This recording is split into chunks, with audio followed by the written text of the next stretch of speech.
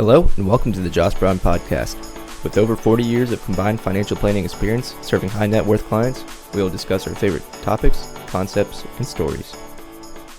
Hello, and welcome back to the Josh Brown Podcast. I'm Deven Josh. I'm Philip Saunders. And we have a new topic for you today. As you know, it's a new year, 2025. Right now it's like mid-January. I don't know when this will be posted. Hopefully, like really early February. Hopefully soon, yeah. Yeah, hopefully soon. But typically people start off the new year with New Year's resolutions. Yep. So us as financial professionals have a little list here of some to-dos. So hopefully you are still working on your resolutions and you haven't quit yet, which there's a high percentage of people that quit like really early on. Yeah. Is it like the second Friday of the year or something? That's probably right. I went to the gym the other day and it was packed. Yeah. So I'm excited for people to quit their New Year's resolutions. Get back to the gym. Very excited for that. Yeah. Now, do you have any New Year's resolutions? Honestly, I have not made any. Yeah. I haven't really. Golf either. more.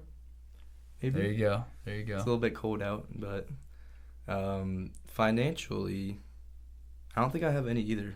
I did set up my automatic savings, so I guess that's one we'll probably talk about. Yeah. And just stick to it. Don't change it, because I find myself deviating a little bit sometimes. And Yeah. It's and easy. you know, like do you want to keep your contribution for this time? You got to turn it off. But yeah, I'm gonna try not to do that this time. Try not to turn it off. It's funny. But today we'll be talking about an article from CNBC about financial to-do lists, and we've thrown in some of our own as well.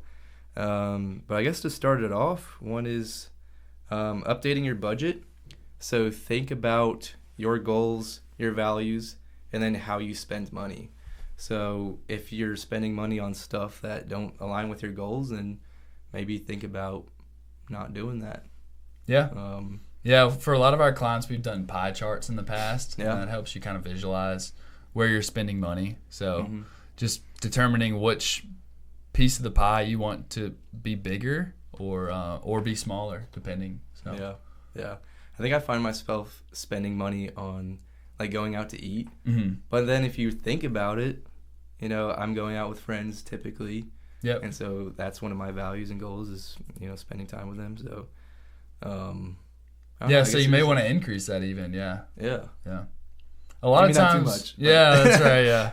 Yeah. A lot of times it's the opposite. It's like, all right, you're going out too much. Let's save a little bit. Yeah. But another one would be maybe giving. Yeah. Increasing that part of the pie if that's not something that we're currently exercising. So increase that giving goal a little bit. Yeah. I think just sitting down and giving it a couple minutes of thought will help you so much.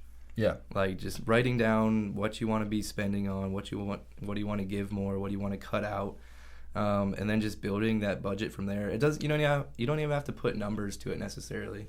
Just like the thought of I want to be spending less here or more here is definitely a good way to get it started. Yeah, absolutely. Just being intentional about it. Yeah, I'd agree. Now we got some boring ones coming up. Check some. Gotta do them. Yeah. Some estate stuff. Hey, if you do it now, you won't have to do it later on. That's right. And just check now. Check beneficiaries. So this could be on bank accounts, investment accounts, on pretty much anything that you own. Check your estate plan. Make sure your powers of attorney, your executors are all like the same people that you want to have that as that role if something were to happen. We were saying earlier today that once you turn 18, or if your kids, once they turn 18, then get those estate plan docs in order. You don't necessarily think of that. They don't have a whole lot of assets most likely, but things like living wills or powers of attorney, those kind of things are important and often overlooked. So if you check those now, you'll be done for the whole year. You don't go. have to do it till 2026. Check the box. Let's see. Check allocations, personal IPS. What is that? So check allocations, just kind of see where your investments are at, and if you need to rebalance We wouldn't recommend necessarily changing your targets of, stock to bond or U.S. to international a whole lot, if you put thought into that and you've thought about those things. But check and see if you're overweight in a certain area and rebalance. And then personal IPS is, along with that, just figuring out where you're invested and how aggressive you should or can be. Yeah. So if you didn't know, IPS is investment policy statement, right? Yeah. And so we use that with our clients, and I'm pretty sure all investment professionals should be using that. Yeah. But it's kind of the check of, hey, this is what you signed up for. We'll keep you in target. And if you vary from that, then we'll rebalance and get it back to that target. So this personal one kind of just gives you that accountability, I guess, of if you set it up personal to your values and your investment philosophy, your investment risk, then you should keep it around there. Yeah, and along with that, kind of setting goals for each account. I think a lot of times new clients will come in and they just have one account that's just kind of out of whack or out of balance. There's just too much in there. Yeah. A lot of times it's cash, like they're just accumulating cash over here and they haven't looked at it in a while, and so now is a chance to look at it and say, what is this cash for? Yeah, might be a down payment, might be a car purchase, might be an emergency fund. But if you have that cash set aside and if you have enough in those accounts, then maybe consider doing something else with that money. Yeah, investing it or whatever. Yeah, definitely a good problem to have. But yeah, that's right. But I think we've seen in experiences with clients, if they do build up that cash, then and they don't know what to do with it, then they'll just spend it, or it'll just keep growing, which is also good. But if you earmark it towards something, then they'll be more willing to save or excited for that goal. Yeah, that's a good point. That's a good point. Yeah, and I think along with, even if you don't have too much cash, it's kind of setting goals for those accounts. So how much do I want to have in my house fund or emergency fund or so forth? Yeah. So with the new year, there's increases to plan contributions. So the one good thing about inflation, you get to save a little bit more. There you go, yeah.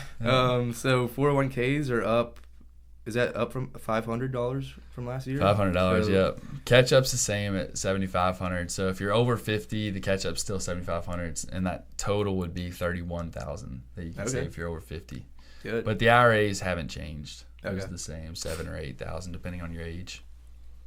All right. So, Roth conversions. So beginning of the year, you can consider Roth conversions depending on what tax rate you are. We'd recommend speaking with a tax advisor or your tax professional, as well as us, and we'd be able to work that out if that's something that you're interested in. What are some reasons we do Roth conversions for our clients? To have tax-free money. Yeah, because for them or their kids. That's right. Yeah. So a couple reasons we currently tax rates are pretty low, historically speaking, and so that would be one consideration to make. Another is if you're kind of in a low income place, so like before you take Social Security or like you just retired before you take Social Security or before RMD start, lower income than what it's going to be in the future.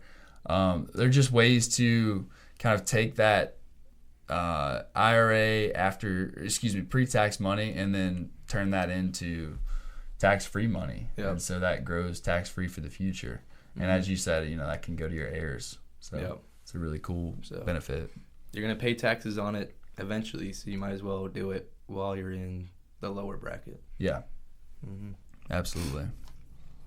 All right. What's this next point you got on here? Talk money with your family. So let your family know where your estate docs are.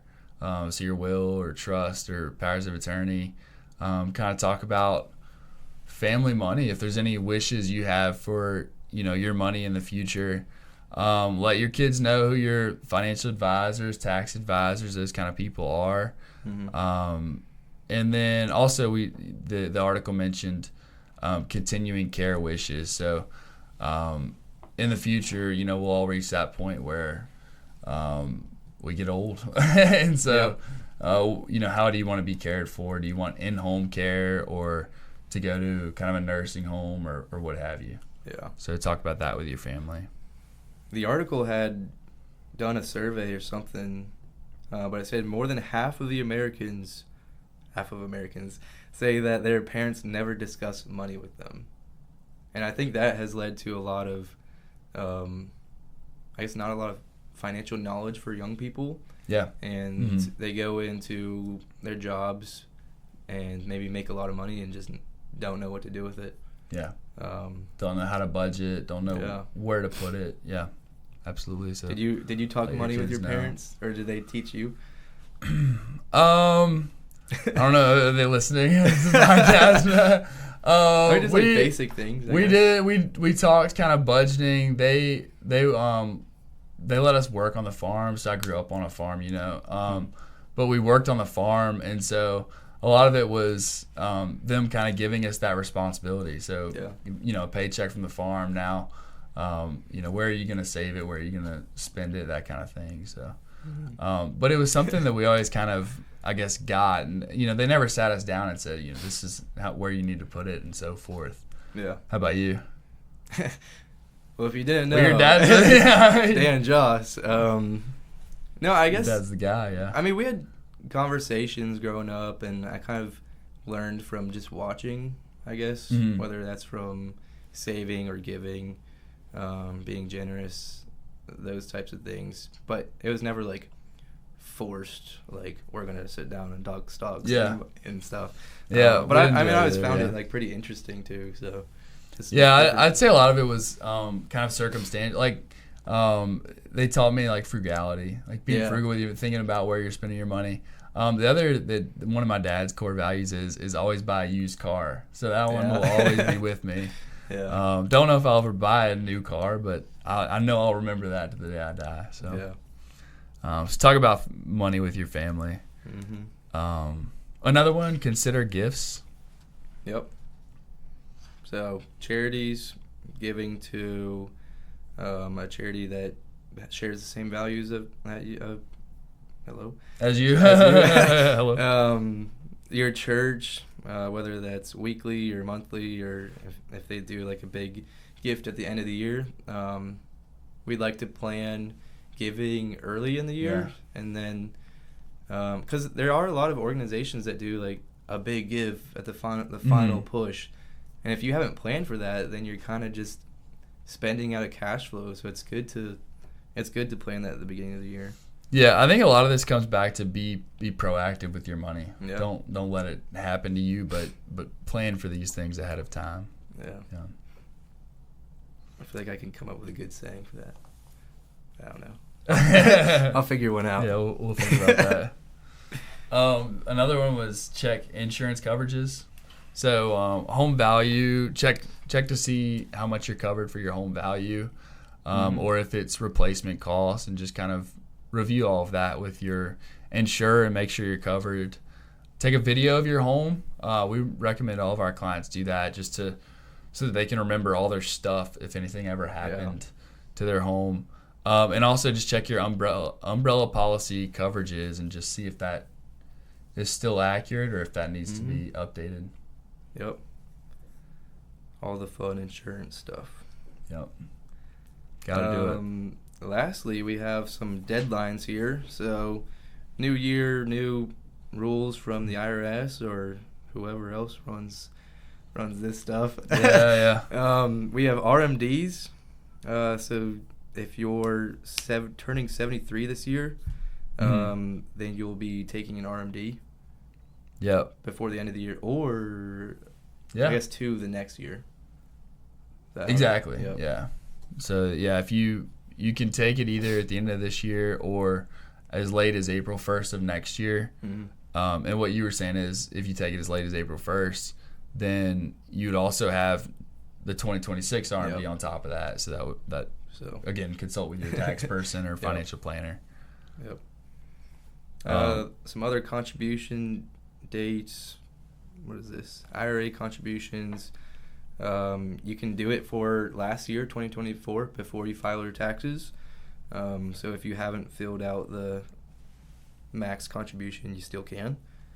529 contributions before year end. There you have it. There you go. Make your contributions to 529s.